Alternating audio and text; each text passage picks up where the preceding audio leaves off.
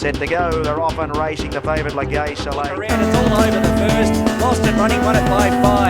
Legay Soleil makes it 3 in a row. Comfortable win by 3 lengths.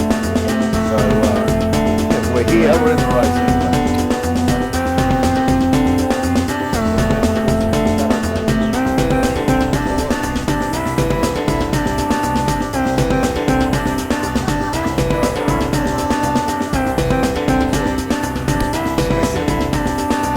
Gates are back now, and they're off and racing. Cassidy goes on the beat word for word.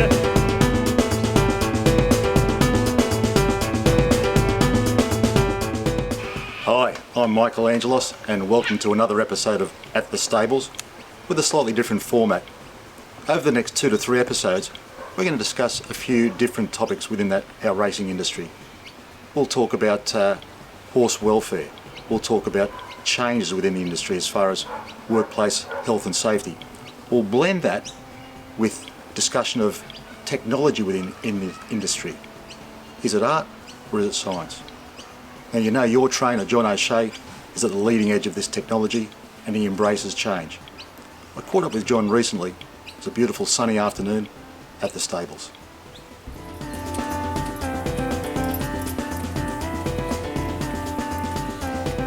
Sitting here with you, John, Mr. John O'Shea, in your yard. Lovely to be here, mate. Mate, it's great to be here, Michael, on this beautiful day, and there's no doubt having your company's just improved it tenfold. You're too good. You're too good. Today, John, we're going to talk about technology and the use of technology and how you use it as a racehorse trainer. I think there's a twofold approach to technology, but with regard to it, we're always looking to improve ourselves, and that's one area where, you know, there's obviously innovations all the time with regard to training racehorses, and so there's some really good stuff coming out at the moment that we've got involved in, and it's been a tremendous help to us in terms of providing new data on the performance of the horse. And I think as we use it more and gain more data on it, it'll help us long term. So there's a few different things that we've started, and that's one of them. So, of course, that's scientific data. Very important, very useful. But there's still got to be a balance. There's still got to be that certain art, your gut feel, your feeling, you know. You can't replace that. Definitely not, and with no intention of trying to do that. I mean, I think with the development of the technology, it's all about avoiding the mistake, the big mistake. And we've already had an example of, you know, the data that's provided us in the last couple of weeks. We didn't run a horse because of it, and subsequently, after that, the horse developed a problem. So it sort of anticipated a problem, and I think that in itself's been revolutionary. You know, well, that franks the form, so to speak. Yeah. It just warrants having this type of information. And so that's been really good. And you know, the other thing about it, of course, it's another thing for the staff to be involved in, another thing to stimulate them. And you know, now every morning after gallop morning, because we run it through every horse before they run, and the first thing they all want to know is what's the data on those horses, and so that sort of added, you know, and because they realise what the feedback we're getting off, it's very good. We'll come back to that in a bit more specifics, John, but first thing I wanted to touch on is the actual treadmill that's over here, which has been a recent-ish acquisition. Yep. What does it do for you? How does it help? Look, it's just another training tool. And you know, once we used it and started using it regularly, you wonder how you survive without it. Because it just provides a variety for the horses. Particularly, the old way was always you work your fillies, or you know, tend to work them off a pony. Well, now you can work them up sides there, and the other thing is you can get up close to them, and while they're working and watching their action, it's just tremendous, you know. And so I love doing it on a Sunday morning. I get up there and I'll work 5 or 6 myself, and just see how their muscles develop, and it just gets you up close to the horse while they're working. But like I said, it provides, you know, an alternative training method to keep them fit, keep them stimulated without having a horse on there, without having someone on their back or grinding them into the ground. And I've found it just tremendously good. So, you know, we're not the only stable that has them, but I think they're a really good asset. And like I said, from my point of view, I wonder how we got on without them for all those years. So all your horses, all your athletes get on there? At some stage during the week, they'll have all been on there. And particularly the younger ones, they'll sort of, when they come in, that's one of the things they learn. I met Dr. Caroline Foot at the horse treadmill, and yes, there is such a thing. Not only did she educate me on the usage of the treadmill, I learnt that we had something else in common. It's a great pleasure to welcome back to At the Stables Dr. Caroline Foot. Lovely to see you here again, Caroline. Thanks for joining us. Lovely to be here. I mean, we know you've been a part of Team O'Shea for many years, and today we're standing right next to this fairly newish piece of equipment, this treadmill. Yep. So with your expertise, with your skill and your nutritional expertise, I said, how's this thing changed what you do? Look, we've made some modifications to the feeding program over the last 12 months, and the diets have been modified to reflect the requirements of the horses, not just with the amount of work they're getting, but also the type of work. So the feeding programs provide, a really good amount of digestible energy that John can then modify for the individual horse, depending on what that horse's work is for the day. Right. Yeah. Very good.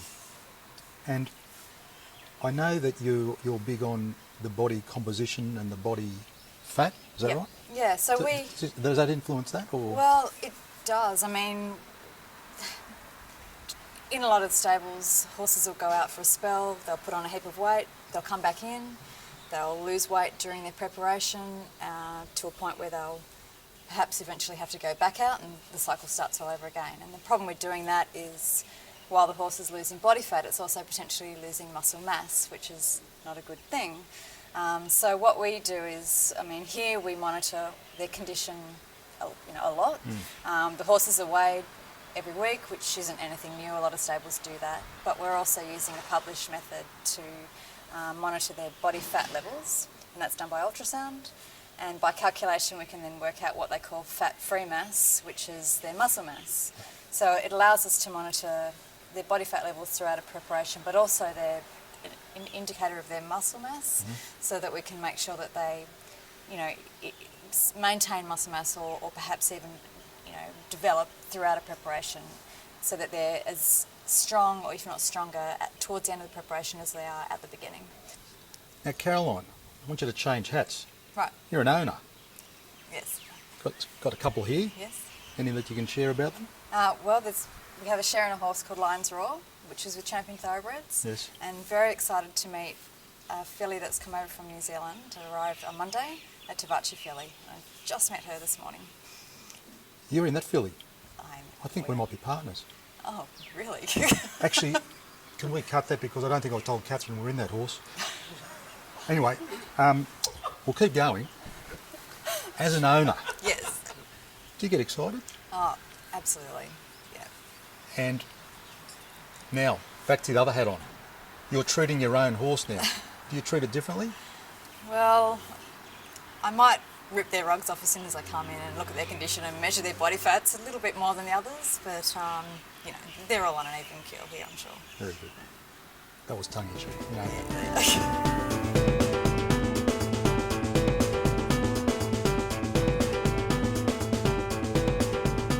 I spoke with Dr. Charlie Spicer Jenkins, a vet from Randwick Equine Centre.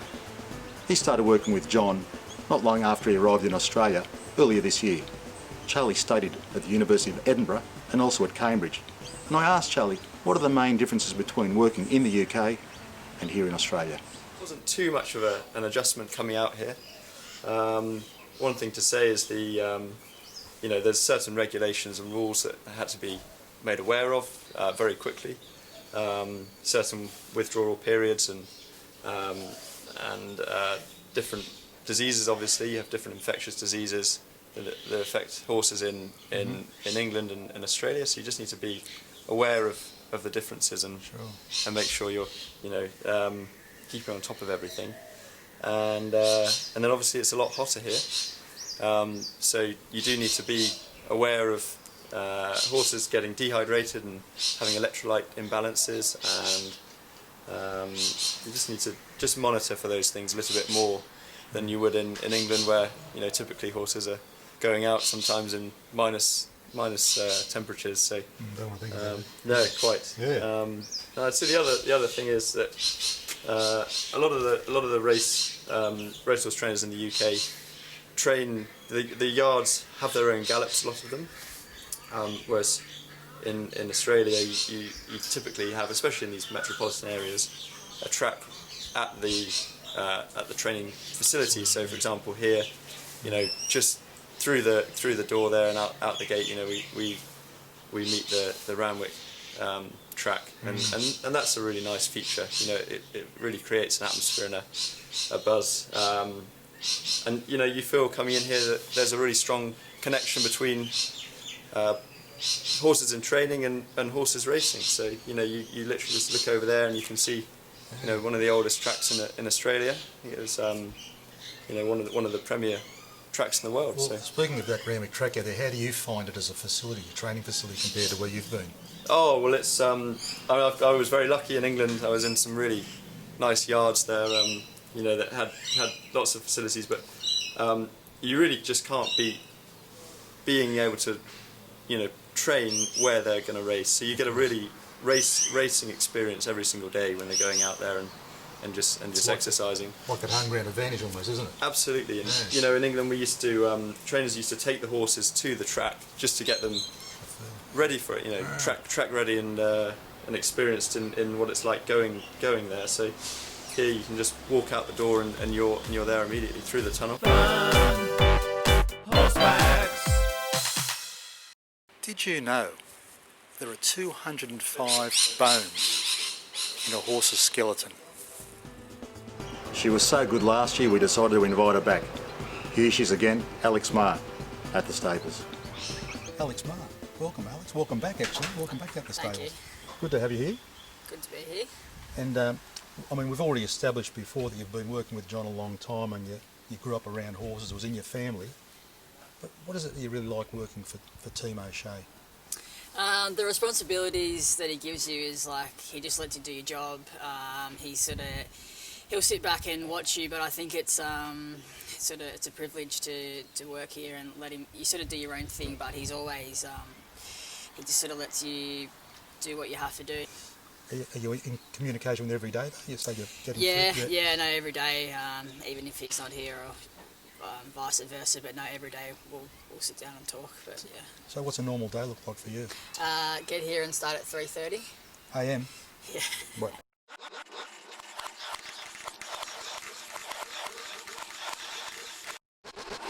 And then after that?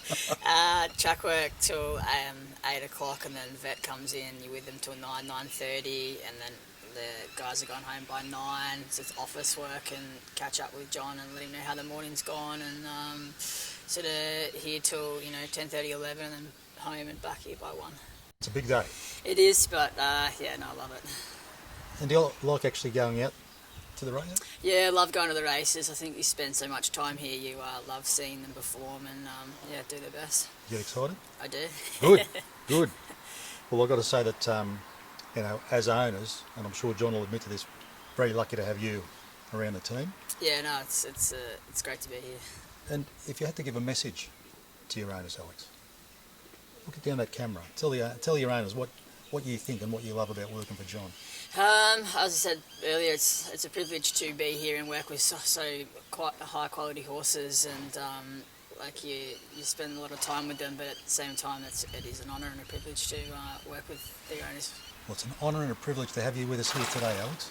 Thank you. And look forward to seeing you soon. Thanks. Thanks, Alex. There's a bit of a whisper around a very new product called Horse Call. Let's go talk to John about it. I want to talk to you about another instrument product called Horse Call, Japanese product. I think you introduced by your physio Tom Simpson. Yeah.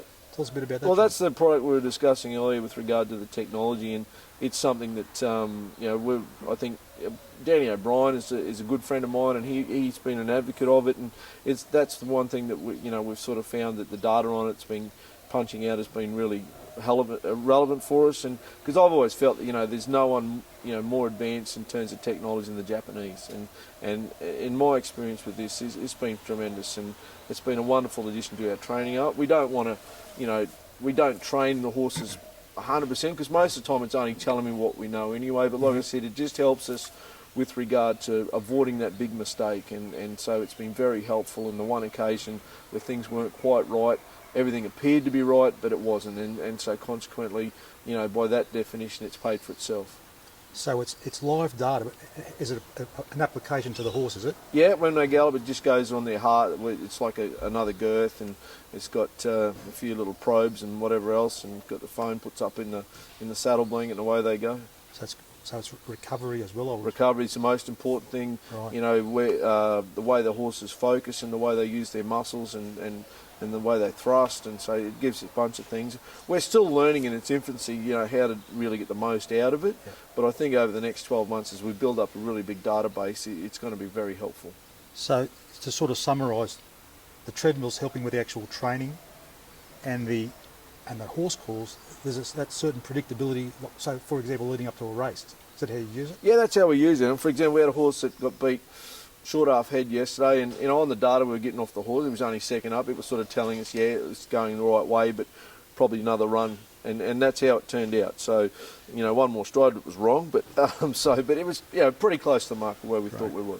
And as you said, just the fact that you've got it there and your team love it, that's just good for the morale. Mate, like I said, the staff love it. It's something new for them to get involved in, and it's just another example of sort of stimulating them throughout the week.